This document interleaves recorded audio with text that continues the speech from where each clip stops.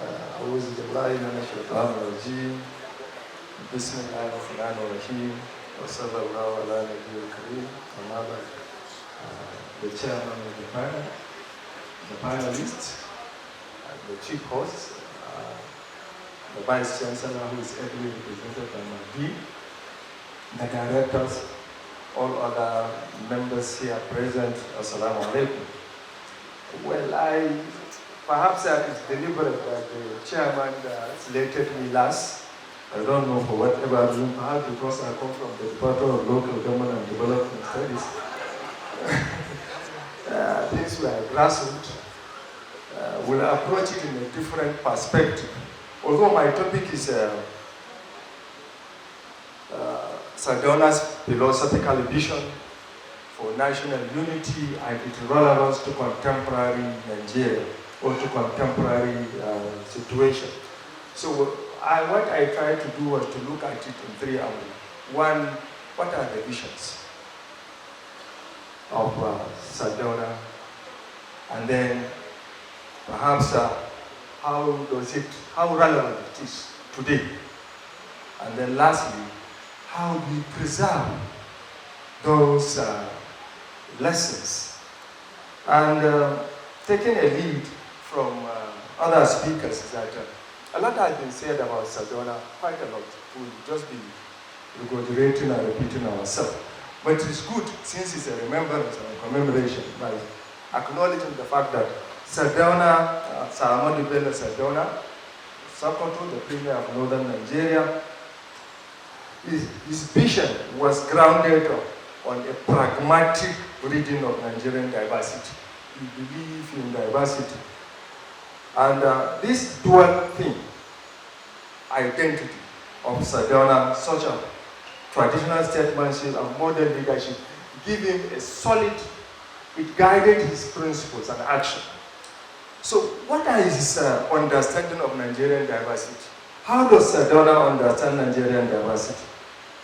Sardauna recognized Nigerian diversity as a conglomeration of different ethnic groups or different nationalities brought together by the colonial masters under the platform of 1914 amalgamation of the North and the South. So he didn't see the North, or he didn't see Nigeria as a homogeneous nation, but he sees as a conglomeration of different ethnic groups. To him, ethnicity was not an aberration, but a social reality that needs to be managed, not denied. We just have to acknowledge that. Say, let's bury our differences. You can't bury your differences. The best you can do is understand your differences and manage it. He did not advocate. Also, another aspect of his vision is that Sardauna is a devoted Muslim and a holder of a major traditional title holder as a Sardauna of Sokoto, as being the grandson of a Danfodio. It gives him dual position as a traditionalist and also, whether you like it or not, as a jihadist. So Islam or religion to him is more or less as a moral framework for conscience, for coexistence. But despite the fact that he is a Muslim, he did not advocate theocratic state. Instead, he approached religion in a moral anchor for leadership, a source of discipline, public accountability, as well as a framework of peaceful coexistence. That is what Sardauna is. Sardauna believed that cultural heritage provided legitimacy and social cohesion. That is why his leadership style preserved traditional institutions by integrating the emirs and the native authority into modern government then, during the First Republic. So in his philosophy, cultural continuity was not opposed to modernization. Rather, modernization had to be culturally anchored to avoid alienation. In essence, accommodation rather than assimilation is what Sardauna preached. That is the philosophy. And again, he tried to balance balancing autonomy and integration. He did that. Sardauna's most enduring philosophical contribution lie in his federalist approach. He believed federalism was not merely a constitutional arrangement, but a moral contract and a political compromise among diverse populations. The key element of his philosophy suggests three fundamental things. One, he saw federalism as the most vital framework for managing Nigerian diversity. That's why some scholars call him a federalist visionary. And again, secondly, he believed national integration requires strengthening weaker regions rather than dissolving their autonomy. That's why some scholars call him a regional modernizer or a regionalist. And lastly, unlike some radical nationalists who demanded rapid transformation, Sardauna favored gradual and negotiated progress rooted in cultural reality. Perhaps today that's why some people call him the conservative nationalists. What are his leadership styles? My sister just narrated a few.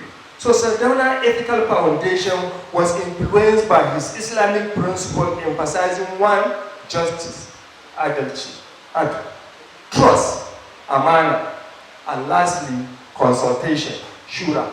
These are his guiding principles. And he believed in mutual respect. For him, mutual respect meant recognizing the legitimacy of different historical trajectories, the right of each region to develop at its own pace, and the importance of consultation in national decision making. So as a traditionalist, or as a traditional title holder and a modern political leader, he embedded personal discipline of tolerance, modesty in lifestyle, strong sense of duty, mutual respect, and accountability.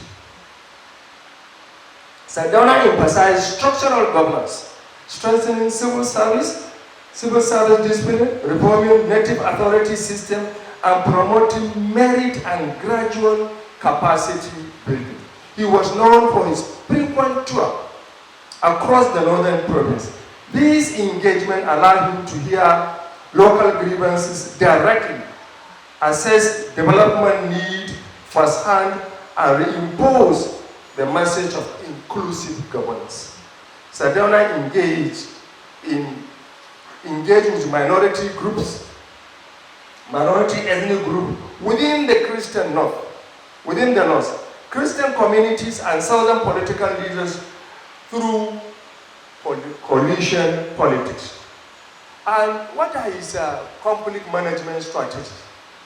How does Sardauna manage conflict during his time? Sir Ahmadu Bello Sardauna relied heavily on consultation, both within traditional council and party structure. He sought advice from emirs, community leaders, maintained party cohesion through internal dialogue, engaged in inter-regional negotiation during constitutional conference. Sir Ahmadu Bello attempted to integrate minority areas administratively, balance traditional emirate structure with emerging minority concern, and expand educational access across the community. He favored incremental reform over radical disruption.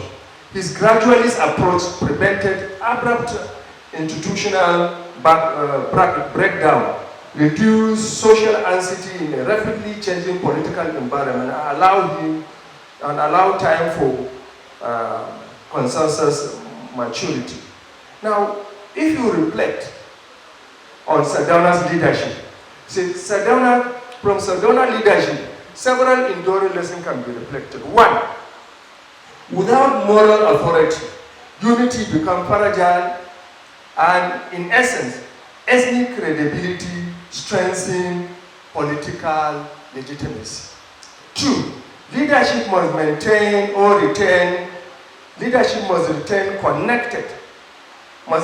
connected to ordinary citizens as grassroots as grassroots engagement and reduce alienation. 3. Negotiated solution outlast imposed settlement. So strong institutions reduce dependency on personality. This is what he preaches. And he preaches also inclusiveness. Inclusiveness must reflect a policy of representation and development. This is because respect for diversity must be operational, not symbolic. Although we face some challenges, but then what are the contemporary issues? These are some of the vision of Sardaunan. What are the contemporary relevance? Sorry, quickly. So let me just go quickly through. So what are the contemporary relevance of those things?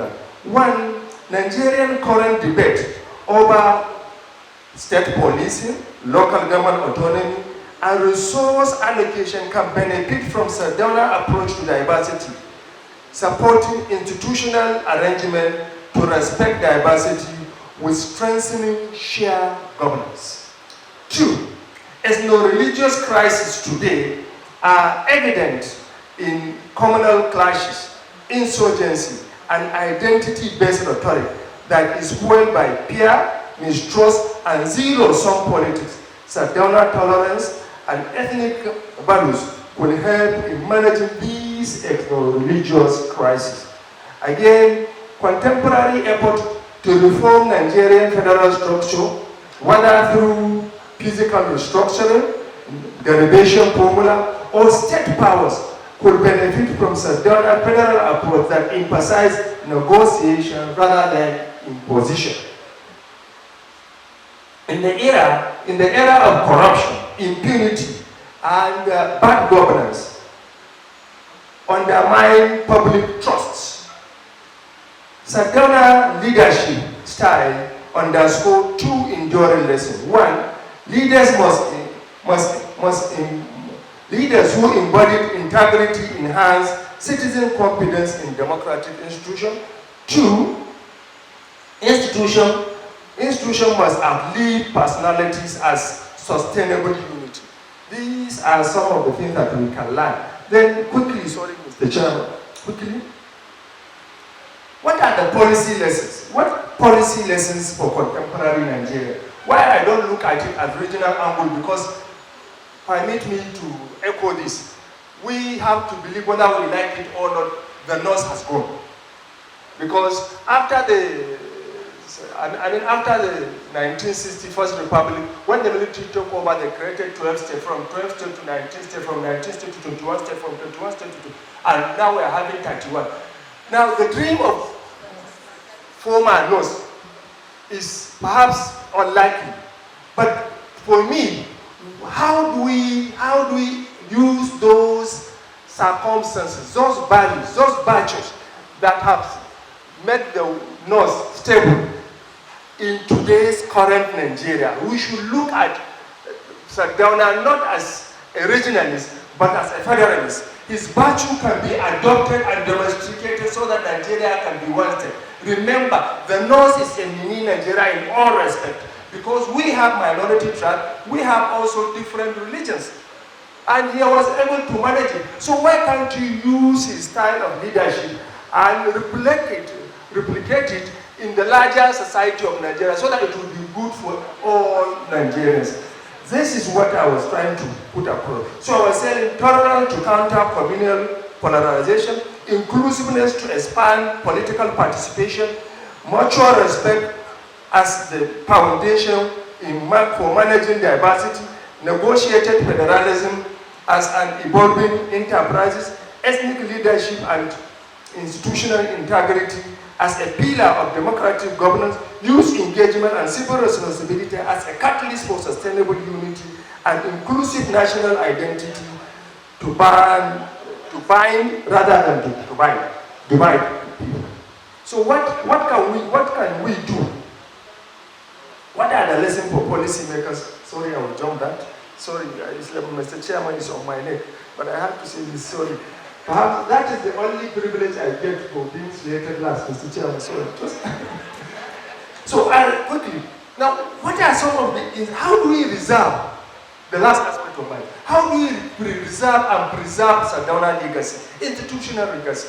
So Sardaunan institutional legacy, one, the issue of Sardaunan leadership philosophy should be systematically integrated into civil education curricula at secondary, tertiary, and secondary, primary, secondary, and tertiary level. Leadership training program and public administration institutions should be able to imbibe on this. Secondly, primary documents, speeches, correspondence, and policy papers related to Sardaunan administration must be digitalized and made publicly accessible, indexed for scholarly research and preserved using modern archival standards. And national and regional leadership academics could incorporate Sardaunan leadership model. And finally, the model Arewa House can now serve as a pioneer on all these issues. Rather than coming here to commemorate, I was just telling one of my friends that why can't Arewa House think outside the box? You can run diploma program. You can start by introducing courses of leadership, courses of some courses that about unity, about federalism, about national integration. These are hot cake.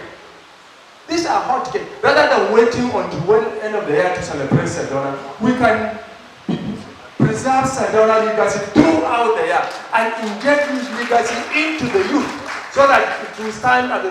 And we can from time to time host program not for us that are here, but for members of the National Assembly, for members of State Assembly, and for chairman and elected chairman, we should supposed to call them from time to time and tell them who Sardaunan is, what he is, what he represents, and what he tried to do for the North. Thank you, Mr. Chairman.